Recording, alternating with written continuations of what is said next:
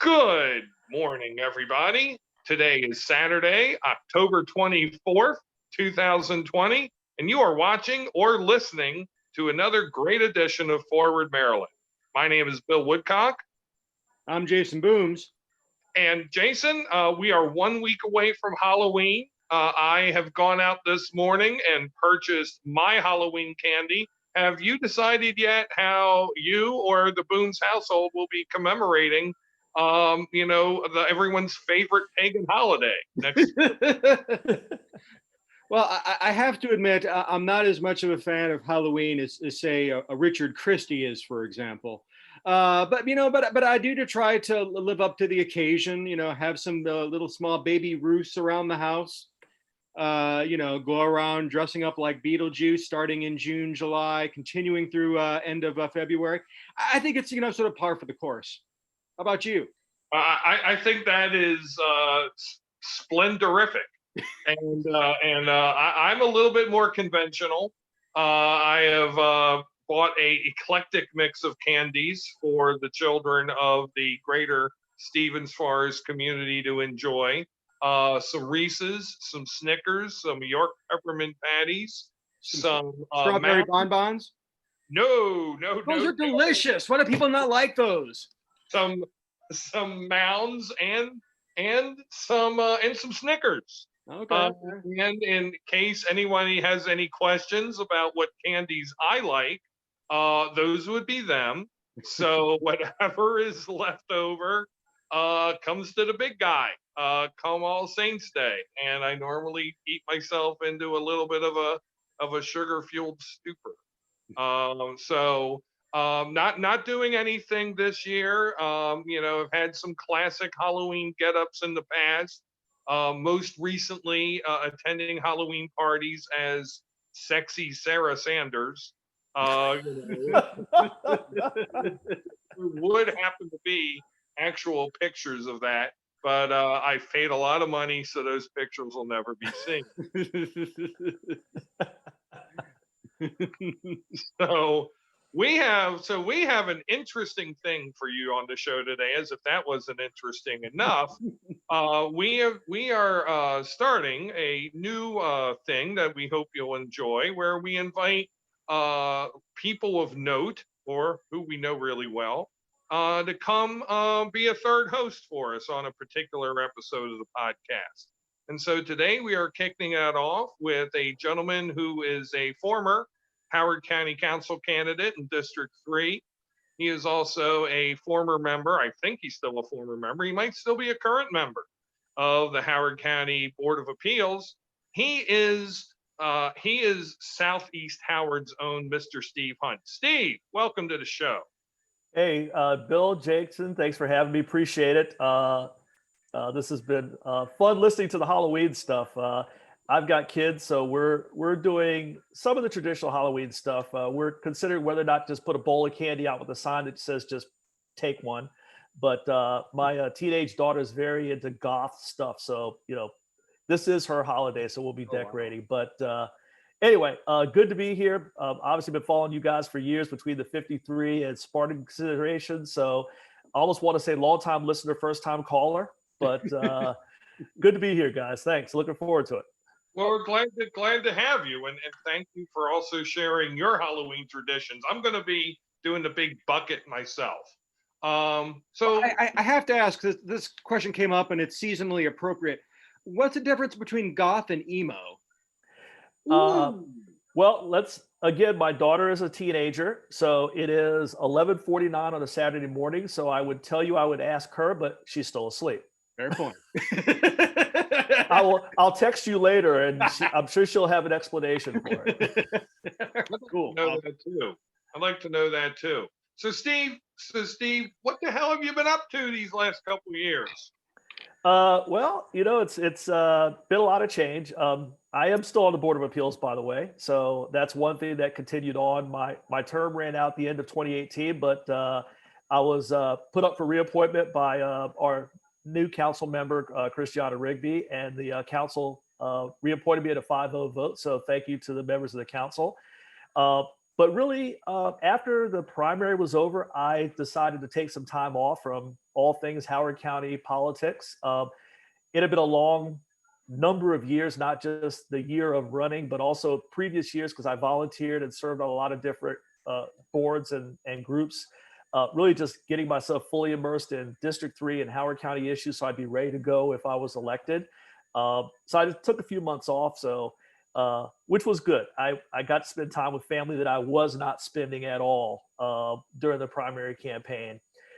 So after the election, I did serve on one of the subcommittees for the transition for Dr. Ball as he became county executive here. I then served on the last area attendance committee for redistricting. That was in 2019. And I'm actually currently serving on the Policy 6010 committee, which is the policy that actually has oversight of the redistricting process. We are going to be wrapping our meetings up the next couple of weeks, sending our recommendations to the Board of Ed to rewrite Policy 6010 based on what they want to see going forward. That policy gets reviewed every few years, typically before a redistricting exercise. So really what I'm doing going forward is just, I'm really picking my shots. Our mutual friend, Jen Terraza, will tell you I was kind of her, when in doubt, call Steve Hill volunteer to be my District 3 proxy on Committee XYZ. Not doing that anymore. It's more of if it's something I'm passionate about, if it's something I want to do, financial issues are something that I'm really into. Obviously having kids in the system. So that's why the Board of Ed stuff, is pretty attractive, serving on some of their subcommittees. So that's really what I'm doing. I'm still out there, just not as loud and public since I'm not running for office, but still trying to do my part to be a voice of the conversation. So redistricting. Yes. Mr. Hunt. So some would say you are one of the ones to blame, sir. So interested in your take. You live, of course, in District 3, and the race there for BOE is kind of a fait accompli. I mean, there's Jolene Mosley and there's Tom Hefner, but Tom Hefner's kind of not bothered to run and said, I'm supporting Jolene Mosley. So Jolene Mosley's going to be the new board member from there. But, kind of a question I'll ask of you that I believe Jason asked of Vanessa Atterbury last week on the show. Mm-hmm. In light of all of these, these contested board races, I mean, 3 of them seem to be very hotly contested, 1, 4, and 5. 2, one candidate would like you to think it's hotly contested, but the other candidate has it.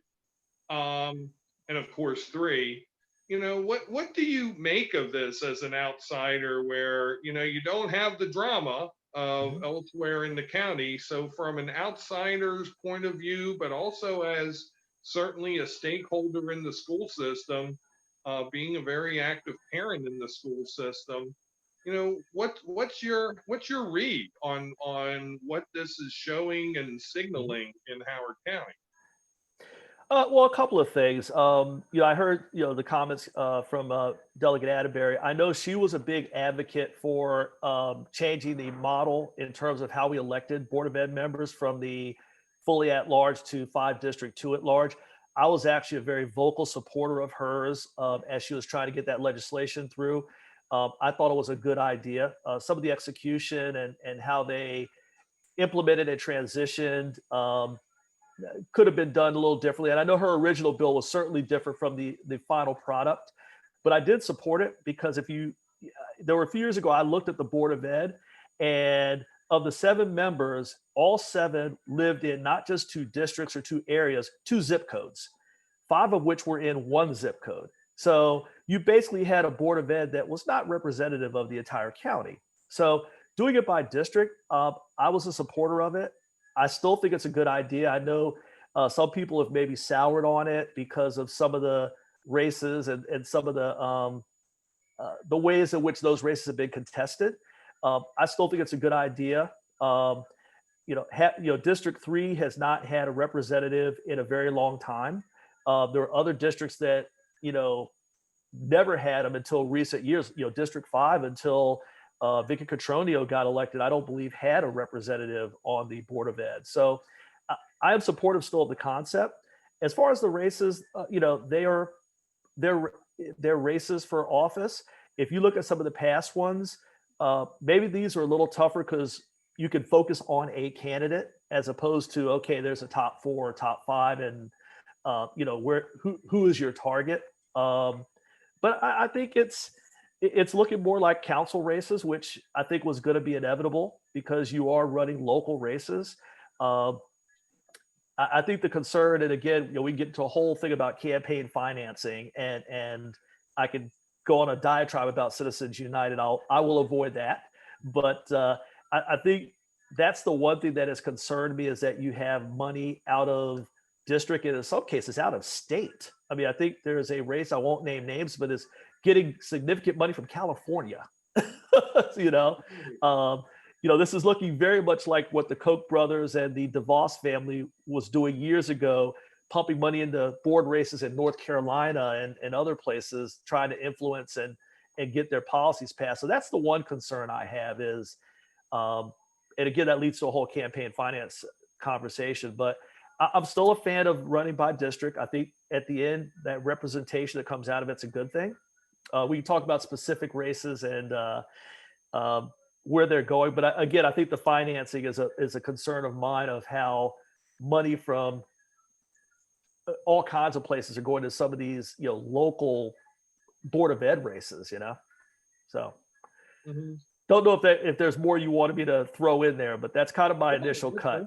That's a great answer, and I know you've already offered your services for our next podcast on Wednesday night, which will be lovingly known as Electogeddon, in which we prognosticate our and our give our takes, our hot takes on who's going to win. But with respect to, I mean, it's a very interesting thing that you bring up about the board races being like council races, because we're also seeing, and this has been a much talked about thing on the internet, the quote unquote partisan nature of the races.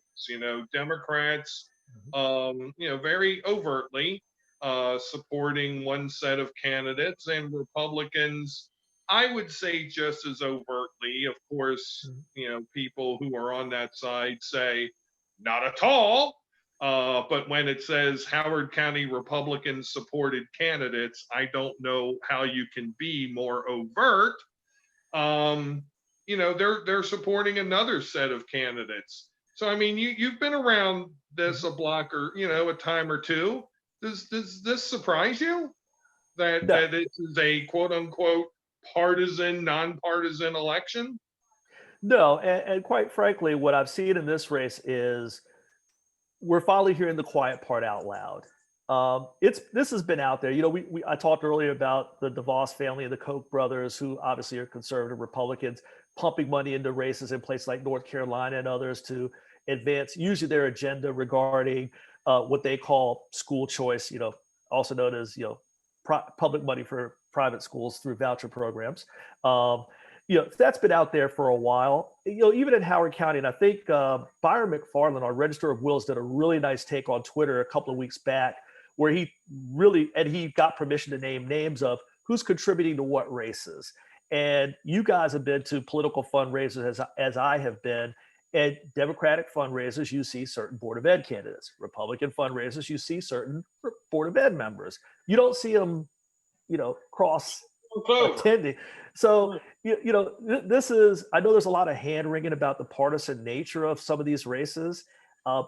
It does not surprise me. I think the fact you're doing it by district is allowing you to hear that quiet part out loud, like a Matt Moylette basically saying, I'm a Democrat running for Board of Ed. I don't know that he had to say that. If you look at his platform, it's clearly a left-leaning platform. It is what it is. So, no, I'm not surprised at all. And I think that people who are surprised, maybe they're not as involved in politics as the three of us. Maybe they're just not paying attention. Maybe they didn't want to pay attention. I wonder, and it's a free country, but I wonder if it's a bit much when you've got electeds jumping into some of these races as far as endorsements. I would prefer to not see that. But they certainly have every right to do so. But no, not surprised at all. I think it'll be a continuing pattern. I think, and again, the Board of Ed has been a farm club for other offices anyway. I mean, Courtney Watson and Mary Kay Siggety were not independents that magically became Democrats when they decided to go for Board of Ed and County Council. They were always Democrats. They just didn't say it in a nonpartisan race. So again, this is not new stuff here at all. Right. Jason, I can't believe you've been this quiet for this. No, isn't it amazing, isn't it? Well, I just want to say one thing on that. I mean, when it comes to like local electeds opining on such races, and I know a lot of pearl clutching has taken place over this particular topic, but I fundamentally look upon local, and especially local electeds, representing districts of 60,000 souls. As far as I'm concerned, they're public policy activists. And if activists want to opine, and if activists who happen to have an ideological predilection want to express that, I'm fine with that. I know a lot of folks grumble, but I can't say I'm too bothered by it. But Steve, I was curious. The one thing, you ran in the last normal election cycle, 2018, Right. and obviously you ran in a partisan primary. I was just curious, though. I mean, partisanship aside, unless it turns out it was a major theme, what did you learn the most going door to door, talking to voters in Howard County? Was there anything that really surprised you in terms of the conversations you'd be having with voters? I think what surprised me is, what some of the things I would talk about, and they had no idea how things are so interconnected in the county. They talk about what they want for schools, and they don't understand the budget impact of that. So I think that was, when I would talk about things like schools, and I would break down, they're like, well, why don't we build a bunch of schools? And when I would explain to them where funding comes from, there's a county piece, there's a state piece. Even when it comes to redistricting and building a new school, you have to meet, they're like, well, the county criteria is X, so this should get us a new school. I'm like, well, no, a lot of that funding is coming from the state, and the state's capacity criteria is even more than the counties. For all the hand wringing about, whether it's 110% or 105% of capacity with schools, the state criteria and their metrics are even higher. And without that state funding, unless you want to do an experiment like what Prince George's County is doing now by going with the P3 approach to building schools, you're still dependent on that state funding. So I think the thing that surprised me was, when I started connecting the dots between various issues and items of interest to the county, that a lot of people were like, really? There were a lot of candidates running on a platform of, we should fully fund the superintendent's request. And I was one that said, not going to make that promise, because being on the spending affordability committee for 4 years, I know that wasn't realistic. Because if the county's increase in revenues is going to go up by $30 million, and the superintendent's asking for an increase of $120 million, doesn't take a genius to figure out you're not going to be able to fully fund. So I found myself educating a lot as I was knocking on doors, because there were a lot of those things that folks just they didn't look under the hood like the three of us do so often. And once they saw what was under the hood, a lot of them said, "Wow, I didn't know that this was our situation." Like, yeah. Well, I'll be curious then, just as a follow up.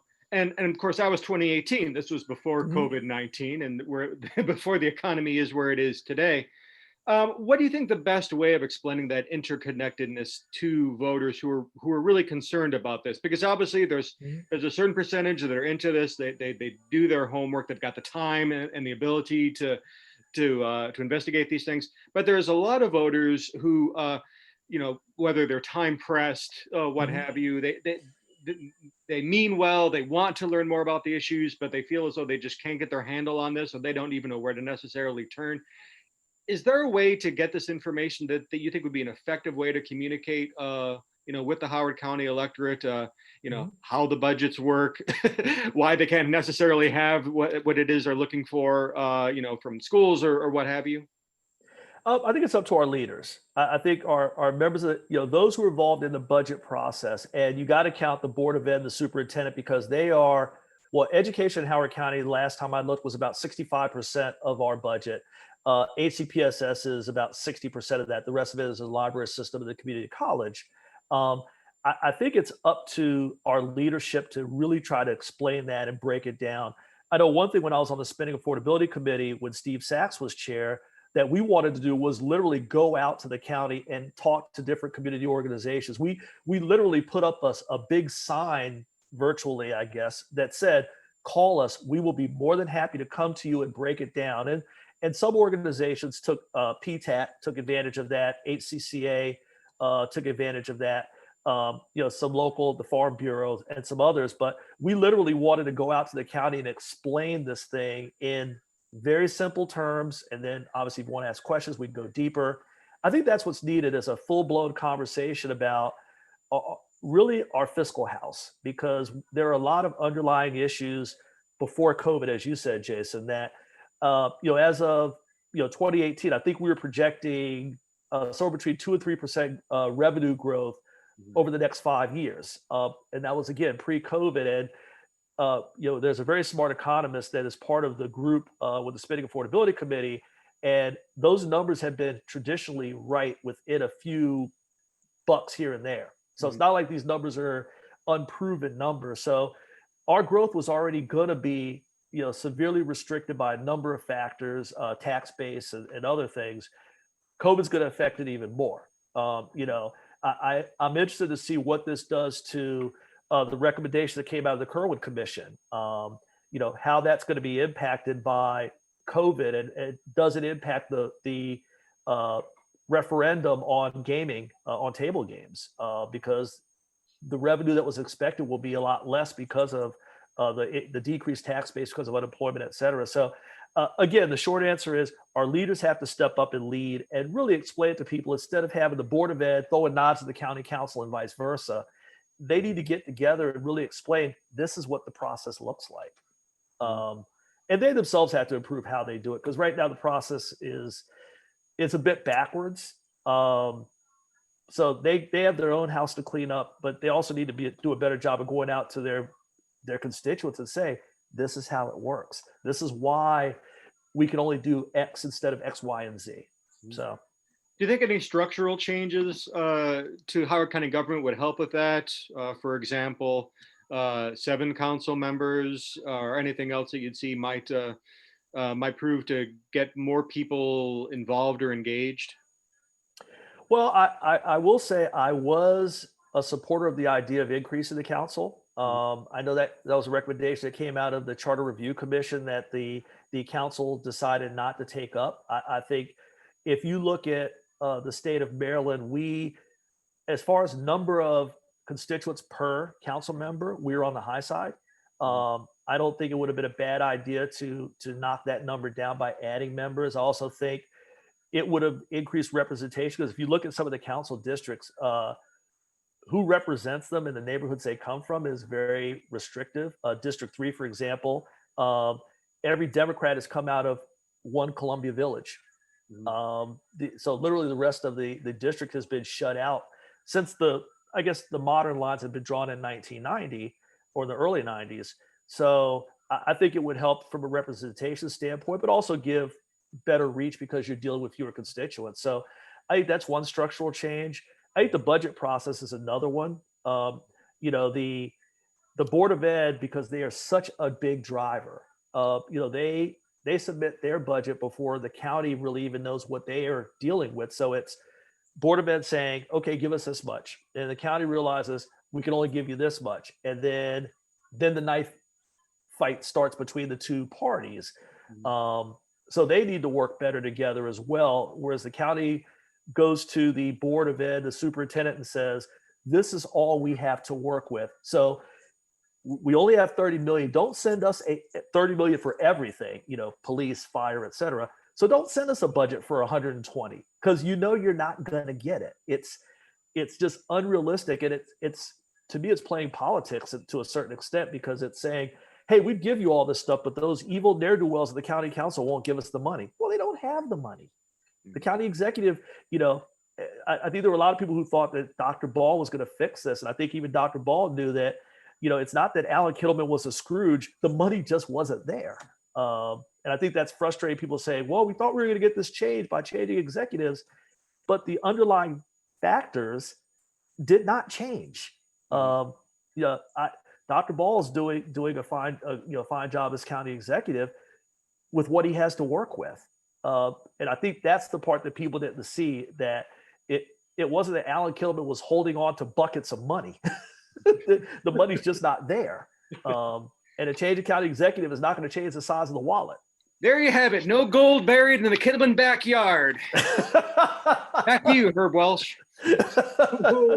So Steve, I'm going to put you on the spot a little bit, and then we're going to change topics, because I know we have things of national and maybe even global import to discuss. But you have a county council with 5 new members. You have a board of education with 7 members.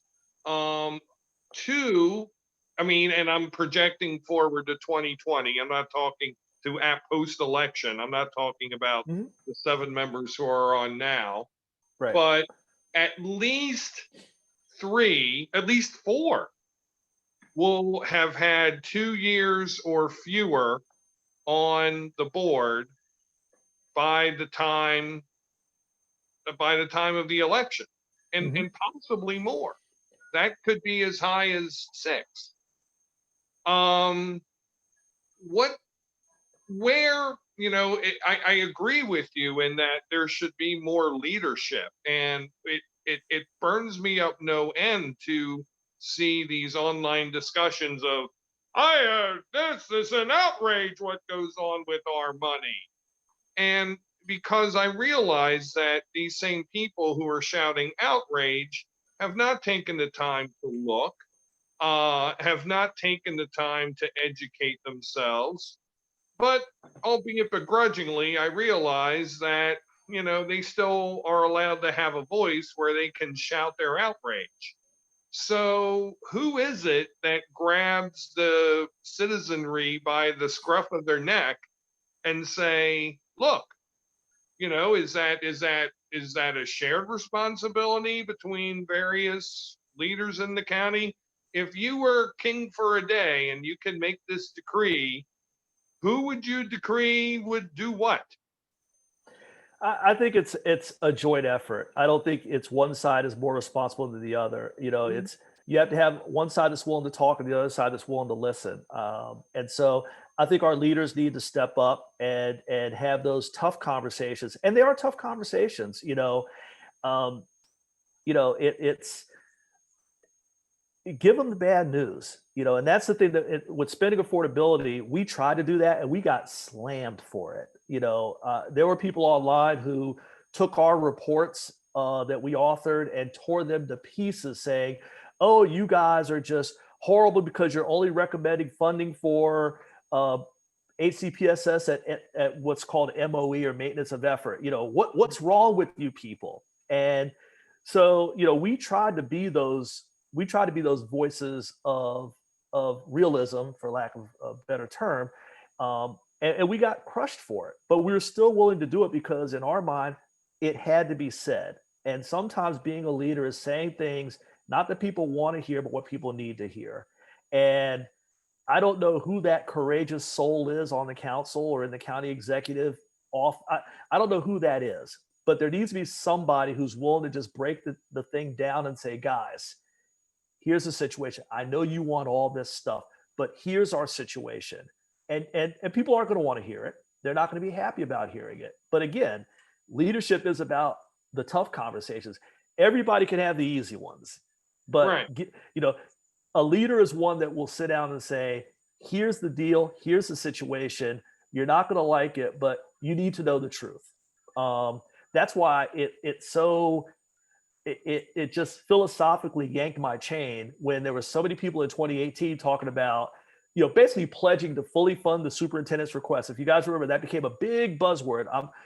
I will make sure we fully fund the superintendent's request. And I'm like, you're either naive, you're pandering, or you're straight up lying. But I know what you're not doing is telling the truth when you make that statement. And maybe it's because you don't know the truth. So, that's a whole other indictment. So I don't know what's worse, not knowing or knowing and still saying it. We need to be a little more realistic around here. Everybody, I think people get lost in the headlines. We're fifth or whatever it is, wealthiest county in the country, whatever that stat is that everybody says when they talk about we're the greatest place in the world to live or whatever that is. And I think people get lost in that and think, oh, we got plenty of money. Well, yeah, we might have money coming in, but we also have money coming out. If you break the numbers down, like the millions of dollars we are in arrears and just infrastructure, again, I would encourage everybody, because it's not a long report, read the report that comes out of the Spending Affordability Advisory Committee. Just read the darn thing. I remember our chair during the 18 elections, he went to different candidates and said, how familiar are you with the report? A majority of them, sadly, were not familiar with the report. Some of them didn't even know that there was a committee. It's like, and he went to me and goes, Steve, why are these people running for office? Because the thing that drives everything, they have not an idea about it. So I would encourage everybody, I think it's on the website. It's usually under the county executives page under his groups because it reports to the county executive. Read that report. You'll learn a lot about the underlying issue, which is quite frankly money that we have in this county. So that would be my first recommendation to any citizen. If you really want to know, read that report. No, that is wonderful advice. And viewers and listeners out there, you have homework. So on to another topic. I don't think we can get away without noticing that there's a little bit of a presidential election going on. And so we are 10 days away. The last presidential debate happened on Thursday. Jason, I'm going to put you on the spot first. What did you make of the second and final presidential debate of 2020? Bill, I'm glad you asked me that question. I think I was probably most taken aback by President Trump's exsanguination of those Maltese puppies that couldn't have been any more than a couple of months old. I think seeing that live on cam was perhaps one of the worst. I didn't fucking watch it, Bill. I mean, there was no consequences to it. Nothing was going to happen, good or bad. I just couldn't bring myself to watch the dumpster fire. So I have no idea what happened. I heard a lot of stories about coyotes the next day, but I sort of just took that in stride. But it's 2020. Of course, we're talking about this. Didn't see it. Didn't care. I have no thoughts. Back to you, Steve. Well, a couple of things. Pillows and sheets. What in the blue hell is that? I mean, can I say blue hell? I'm sorry. You were glue on the show, yeah. I mean, yeah, pillows and sheets. And then yes, coyotes came up. I think the best comment I heard was from I don't know if anybody follows on Twitter, Daniel Dale. He's a CNN guy. He's a fact checker. I think his head's about to explode, or he's going to make a mint from all doing all the fact checks on Trump for starters. And I think his best comment was the demeanor was calmer, the interruptions were less, but the lies were just the same. And I think that's what it was. It was quieter, but his performance was fundamentally the same. And everybody talks about winners and losers, and my question is always, did the race fundamentally change because of what we just saw? And the answer is hell no. The only thing Trump might have done was saved his soft supporters who were thinking after the first performance and subsequent weeks, maybe I need to bail on this guy. He may have retained them, but he needs to do more than that. He needs to cut into Biden stuff because, I know we talk about polls, how good they are, how not good they are, but in every poll I've seen of any consequence, Biden's not just leading, he's hit that magic number of 50. And until Trump starts changing that 5, he's got a problem. And I don't think that debate did that. So that would be my short take on it. The rest of it was, I give Biden credit for not going family on Trump. That was, he could have went there. Obviously, when Trump goes hunter, Biden's got a lot of targets he could go after there, and he just refuses to do it. And I think that is to his credit. I know a lot of people were like, well, go after Ivanka and Jared and Don Jr. He won't do it. And I think that's to his credit. I think that says something good about him.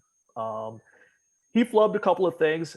He was very inartful, Biden, on his answer about going to renewables. There was a crisper answer on that. I think he actually had I will say his best answer on the 94 crime bill he's had in the entire campaign. I still give it like a C because I still don't think he's explained that one well enough, but he did the best he's done with it. So yeah, I moved his answer to that from an F to a C. But yeah, has anything changed because of what we saw? No. Krista Walker did a good job. Her and her accomplice, the mute button, I think that was a great tag team. So that's all I got. Yeah. I do think I was concerned when I read coverage the following day about a focus group of undecideds and wherever they found these people. And who are they?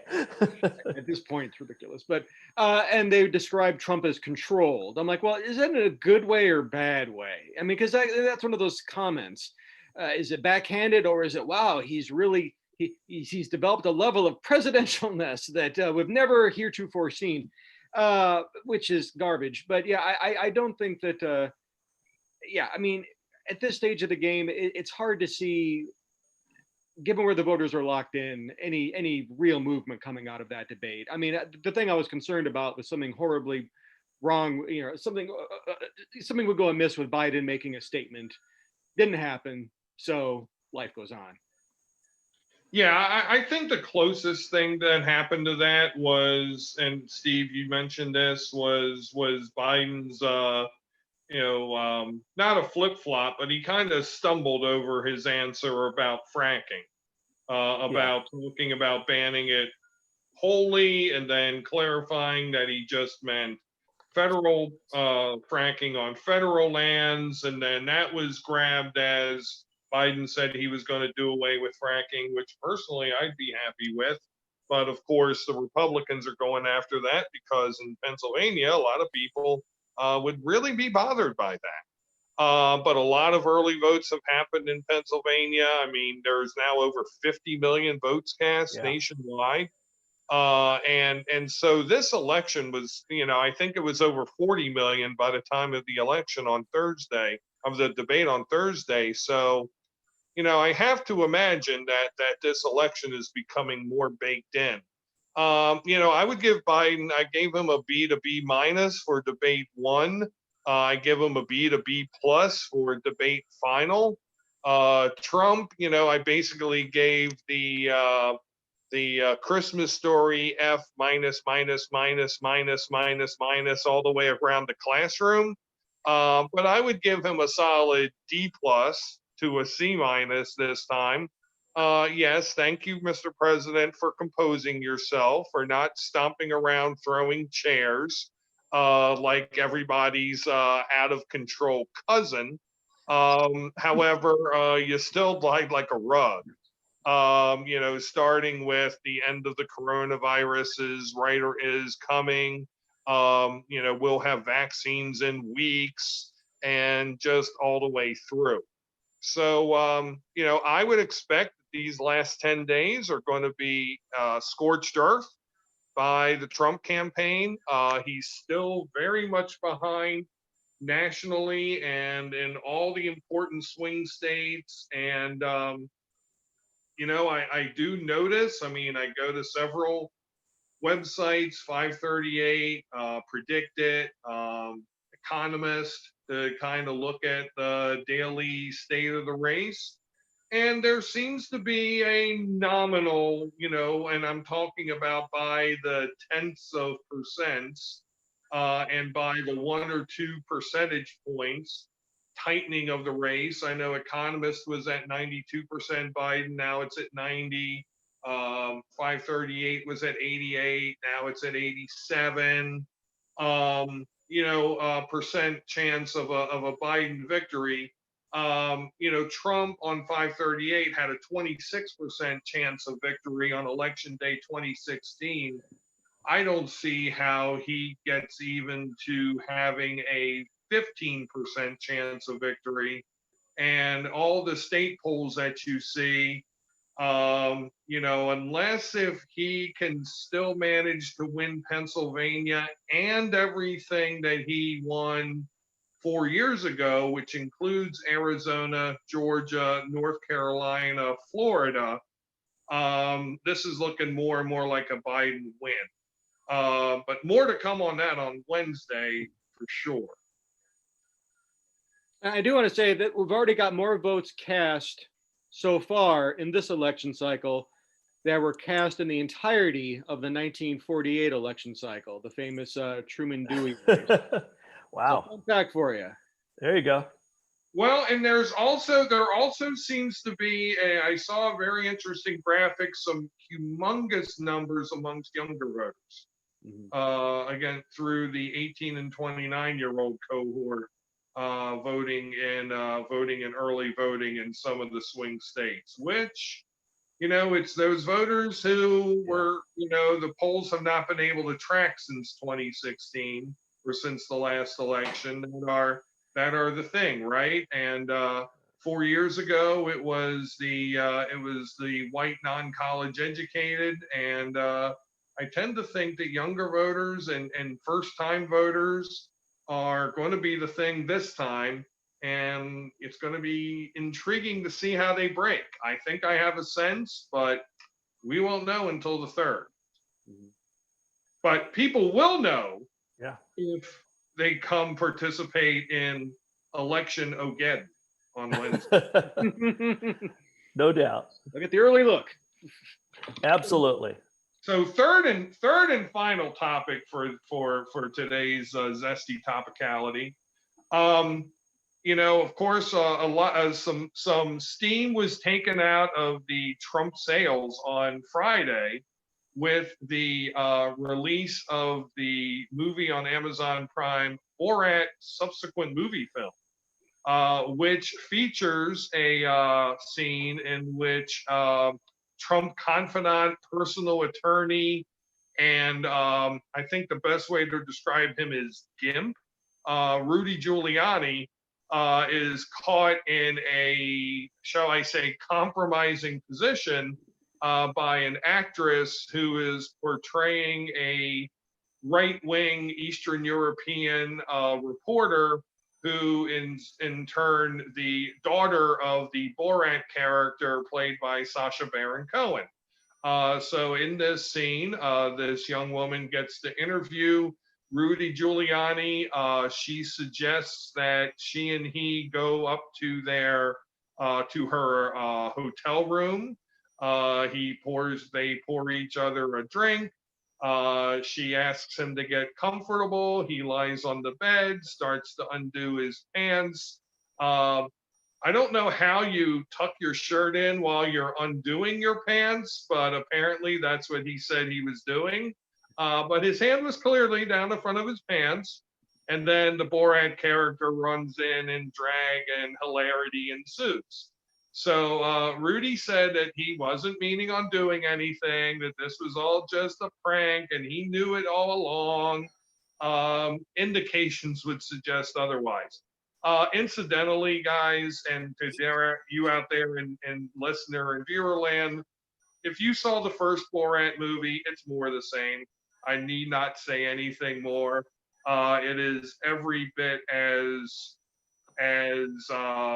crude and unpolitically correct, misogynistic, anti-Semitic in terms of jokes. The number one target is far and large the Trump voter.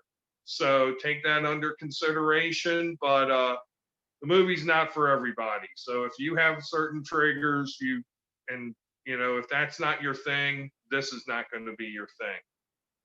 But watching this latest little episode with Rudy, made me think about, people who we have considered in this country to be true, of great Americans, maybe even of heroic nature.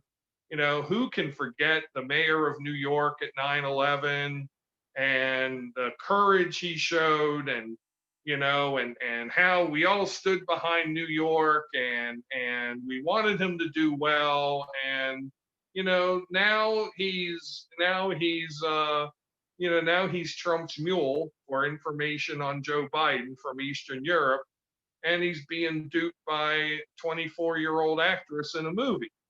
And it has to come to question who has had the greatest fall from truly being a great man to just being a yokel. And between the other great names I can think of who have become, soft to say, yokels, O.J. Simpson, Pete Rose, Rudy Giuliani. Who's worse? You may have some of your own. Lance Steve, Armstrong might be there. Jason, who might be there? Well, I was thinking Lance Armstrong since we started listing Well, names. Lance Armstrong's a very good one. Yeah, but you Yeah. know what? You know what though? But I was just thinking, I never bought into the America's Mayor hype with Rudy. Maybe it was just I'm such a fan of reading the Village Voice at a time and place where I romanticized Dinkins, New York. But when it comes to Giuliani, I just thought he was doing his job on 9/11. So for him to have that collapse, I was like, oh, okay. Well, Wasn't yeah, and if you follow Rudy enough, I mean, not only as far as what he did as mayor of New York, I mean, some of the policies he had, especially as it affected people of color, excuse me. He I think, Jason, you're absolutely right. I think 9/11 covered up a lot of what was not good about Rudy. So I'm with you. I was never a fan. I just thought, okay, great, he did what he was supposed to do. Yeah, OJ, obviously, being my age, I was around in the 70s as a kid who thought he was just the greatest thing ever, the Hertz commercials and all that good stuff. Obviously being from the born and raised for the most part in the DC metro area, I still remember the 1989. They had to show it at 11:30 at night, the Marion Barry hotel room crack smoking incident. That was pretty epic because they showed the whole video in full at 11:30 at night after the news went off, so that all the kids went to bed because of the language, and the whole set me up thing. So from a local standpoint, I always think about DC Mayor Marion Barry, Mayor for Life, as we used to call him. So that would be mine. And then politically, I'd have to think about John Edwards, who remember, he was going to be the shining star. Even after Kerry lost, he was going to be that guy, the future of the Democratic Party, and obviously his fall was pretty spectacular. If you follow politics that closely, so those would be mine that I could think of. I gotta say, I think OJ is a really good one because, and from sports, Yeah. movies, I mean, and plus his brand was as a nice guy. So to go as as counterintuitive to nice guy as you can possibly can. That did seem to be a pretty huge fall from grace. So I guess on the list, I think I'd go with OJ. Yeah, if you've not seen the OJ Made in America documentary, you got to see it. That thing is, I mean, it just takes the whole thing from the 60s when he was coming up as a kid in San Francisco all the way through. It's a 5-parter, I believe, but it's probably my favorite of the 30 for 30 ESPN products because they just, I don't know if it was officially a 30 for 30 or not, but it was pretty amazing. That whole documentary is something. Recently, I was thinking about other athletes. I was watching the one on Michael Vick. That's obviously from a sports standpoint. That's another interesting fall because when he got busted for the whole dog fighting ring. But certainly I don't think Vick's fall was to the scale of OJ's. So yeah, I would have to say that in terms of being a household name and then just completely blowing away all of that fame, I can't. I love the type of comedy of the airplane movies, and the like, and the Naked Gun movies. I can't watch those movies now because O.J. Simpson is in it playing an affable doofus. And I'm sorry, yeah, I know he was found innocent. He killed 2 people. So I'm just not there. I can see stupid tapes of Rudy, in 2000 and and such, and go, oh, okay, yeah, he was once okay. Although my complete hatred of Rudy came from the 1996 American League Division Series, and the Jeffrey Mayer match that should have been an out on Derek Jeter, and in my opinion, changed the course of that series and should have sent the Orioles to the World Series. So there is that on the Rudy. Marion Barry. I mean, I don't know, Steve. I'm gonna push back on that one a little bit because Marion Barry. I mean, saying that Marion Barry was one of those is like saying that Dennis Rodman is one of those. And that Marion Barry was already a character. I mean, he was already doing some things, and so yeah, I mean, that was kind of bad when he was caught with the cocaine and all that. But was it truly out of character? I'm not sure because he already was kind of a weirdo. I mean, that's kind of like, again, Rodman, going to go see Kim Jong Un and be buddies and appearing drunk at 7 o'clock in the morning on television, cussing out Chris Cuomo. I mean, I don't know. I mean, you're already a thing. And the one that we're not talking about so far is Pete. And I hated Pete Rose as a baseball player, but doggone, I still cannot forget going to Las Vegas on vacation about 8 or 9 years ago, and every day around 3:45, seeing Pete Rose come down from his hotel room in the Mandalay Bay and walk down this shopping promenade, and I mean barely walk. I mean, because the man's joints are shot, and sit there in a memorabilia store, and every day from 4 to 8, 7 days a week, signing autographs, even signing it with the inscription, I bet on baseball for an extra fee. It's like watching it's like the movie Requiem for a Heavyweight. It's like, the proud boxer eventually becoming a pro wrestler and just doing whatever he can do to put food on the table. So I think that's kind of a sad story, if nothing else. But I would say Rudy are right up there. Do you think Ray Fosse has a shot against Pete Rose now? Oh, I think Ray Fosse has more than a shot against Pete Rose now. It would take a little puff of breath could knock Pete over right now. Yeah, I think, and Bill, I've tried as long as I could to resist this, but I think Fosse would just reverse that move into an RKO and be done with it. Sorry, you knew I could not get out of this hour without a wrestling reference with you. Come on, that's Pete Rose. He did appear, if you recall, at a few WrestleManias as Survivor Series as the gobbledygooker. That could be a thing. My God, that's Ray Fosse's music. They actually had Pete Rose come into the ring wearing a turkey costume. Yeah, I remember that. Oh man, are you serious? Yeah.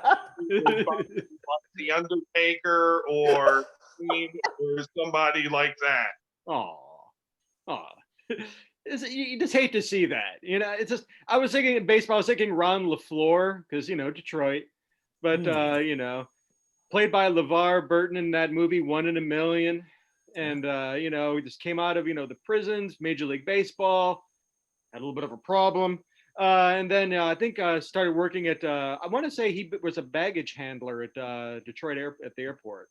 But, yeah. Well, there is also the former NASCAR driver Jeremy Mayfield, who protested his lifetime suspension from NASCAR because he was addicted to meth. So he didn't see any reason why he should not be able to take meth and drive race cars at 200 miles an hour. Where's the problem? And meanwhile, before we wrap up, it does occur to me to send a big shout out while we're talking about stars of various things. A great actor announced a battle with lymphoma this week. So to Mr. Jeff Bridges, somebody who I think we can all respect from various films of our era, good luck. Absolutely. Yeah. So So I don't know. So I think we're going OJ, Rudy, and then there's just a whole lot of others.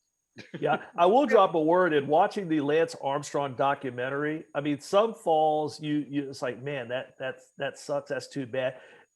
I I, I mean, even Vix, I don't think I got as mad watching his documentary as I did watching Lance Armstrong's. I mean, just watching that whole trajectory and what I mean, I'm watching, I'm pissed off at this guy. I'm like, this guy is just a piece of crap. I mean, Yeah. he really. Yeah, I'm not sure if Lance is busy hitting bottom, is through hitting bottom yet. I mean, it doesn't seem like he's come to the realization that he's really effed it up, and that, you know, I mean, he's just kind of sitting out right now because he feels he has to. I don't really see like much of an inclination to rehabilitate yourself, much in the same way as the former actress who made a stunning debut in Star Trek: The Wrath of Khan, Kirstie Alley. Oh, what happened to her? Oh, Thing in the 80s and 90s, Star Trek, Cheers. cheers, Rebecca Howe. If you Yeah. follow her on Twitter now, she is a total Trumpy sellout. Well, look, again, being an older guy, you know, I remember, although Johnny Loves Chachi sucked, but yeah, I remember, you know, Scott Baio on Happy Days, and look where he's gone. I mean, Kid Rock. I mean, there's a bunch that have consumed the Kool-Aid. I not even drink, you know, by mouth. I think by IV. So you have them out there, and you know, Yeah, they are what they are. She's just mean. I mean, you're thinking it's that idiot Tommy Lahren or out there just spewing trash. I mean, it's awful. Oh, and by the way, she wants you to know that her parents are white. Whose? Tony, she posted the other day, in apropos of nothing, that both my parents are white, as if there were a question. There wasn't any doubt of that, was it? I didn't know that was a debate, but she felt the need to comment. Okay, both of my parents are white too. Yeah. I would say maybe it's because she's run out of intelligent things to say, but that ship sailed a long time ago. Yeah. But you know. Oh Lordy. Steve, thank you again for joining us, and you have already volunteered to be with us on Wednesday evening. Yes, sir. Looking forward to it. And we will produce, viewers and listeners. We've said it before, we've threatened it, now we've promised it. Now we're going to deliver Election-O-Geddon, where we take all.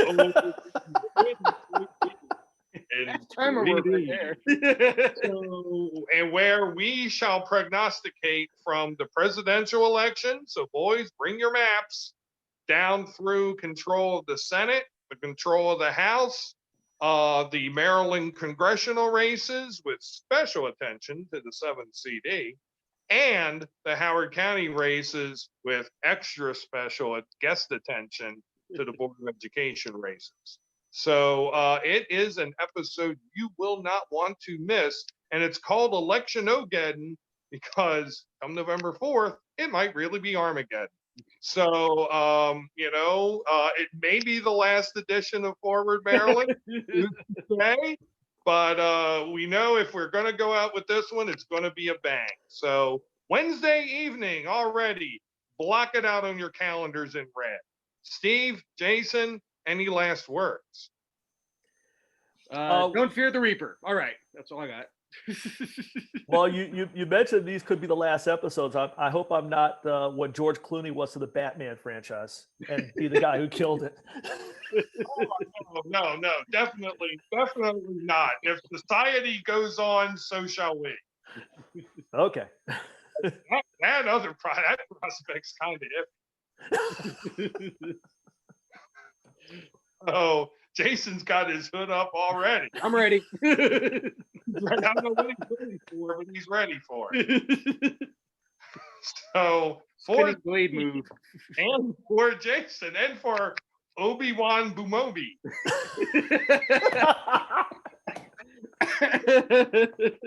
Bill Woodcock. These shots are far too accurate for sign. All of you viewers and listeners to Forward Maryland. Damn it, we have fun. Take care, everybody. Have a great rest of your weekend. Bye now.